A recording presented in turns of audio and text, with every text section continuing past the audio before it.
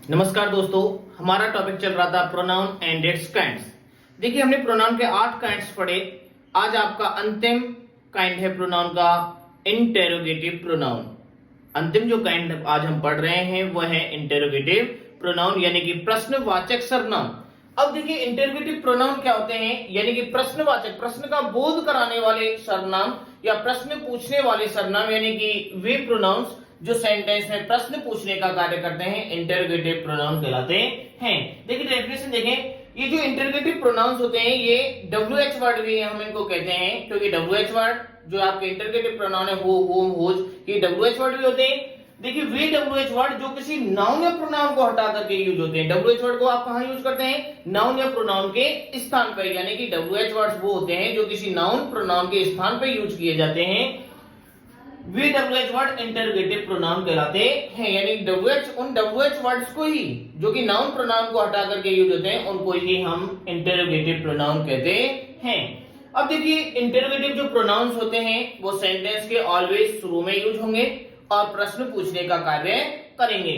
जो यहाँ पे लिखा हुआ है पहला पॉइंट कि इंटरोगेटिव प्रोनाउन सेंटेंस के शुरू में यूज होते हैं एवं प्रश्न पूछने का कार्य करते हैं।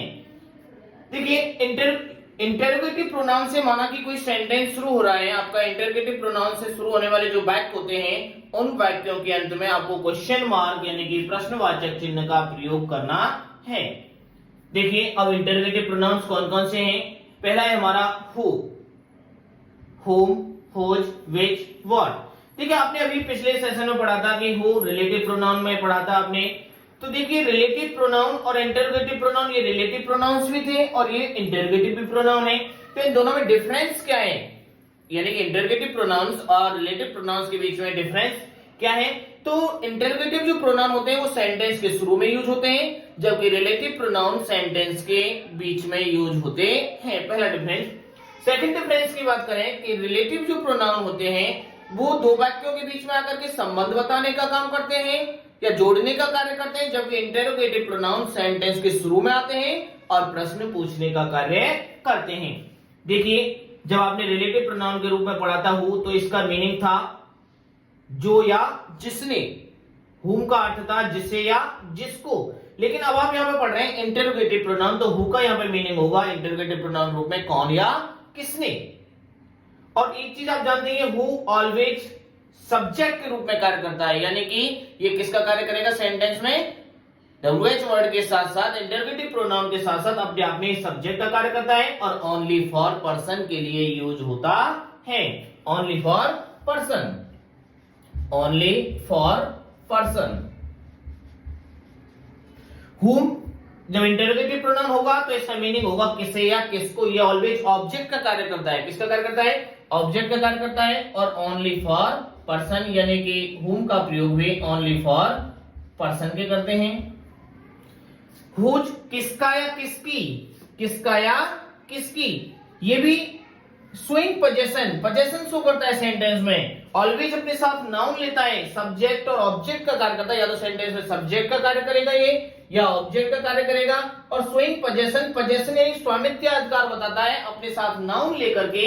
Whose plus noun, whose plus noun, इसके साथ ऑलवेज नाउन आता है और नाउन आता है इसलिए ये क्या शो करता है?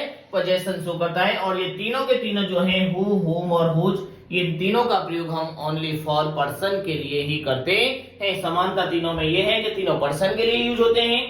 अंतर क्या है? अंतर ये हुआ कि हु जो होता है ऑलवेज सब्जेक्ट का कार्य करता है, हुम ऑलवेज ऑब्जेक्ट का कार्य करता है, जबकि जो हुज है वो सेंटेंस में पोजेशन शो करता है अपने साथ नाउन लेकर के। अपने साथ नाउन लेकर के पोजेशन शो करता है और सेंटेंस में सब्जेक्ट का भी कार्य कर सकता है और सेंटेंस में ऑब्जेक्ट का भी कार्य कर सकता है। विच कौन सा, कौन सी। सिलेक्शन शो करता है, अपने साथ नाउन लेकर के क्या शो करता है? सिलेक्शन शो करता है। वर्गीकरण, ये भी सेंटेंस में या तो सब्जेक्ट का कार्य करेगा या फिर ऑब्जेक्ट का पर्सन के अलावा यूज होता है। किसके लिए? पर्सन के अलावा। अब देखिए, व्हाट क्या, व्हाट क्या, ये सेंटेंस में किसके रूप में काम करता है? सब्जेक्ट या ऑब्जेक्ट का कार्य करता है।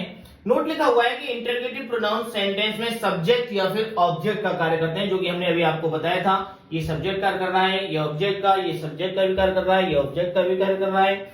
और जो आपका ये व्हाट है ये सब्जेक्ट का भी कार्य करता है और ऑब्जेक्ट का भी कार्य करता है। देखिए for example who teaches you, आपने देखा, देखिए वर्ब से पहले हु आ रहा है, इसका मतलब WH वर्ड या इंटरगेटिव प्रोनाउन के साथ साथ अपने आप में क्या है, सब्जेक्ट का भी कार्य कर रहा है। Second, whom do you teach, आप देख सकते हैं टीच क्या है, वर्ब है, क्या है, वर्ब, और यू सब्जेक्ट हो गया, और यहाँ पे जो whom है वो WH वर्ड या इंटरगेटिव प्रोनाउन के साथ साथ अपने आप में ऑब्जेक्ट का भी कार्य कर रहा है। थैंक यू दोस्तों, यदि आपको हमारा वीडियो पसंद आए तो हमारे चैनल को लाइक करें, सब्सक्राइब करें। धन्यवाद।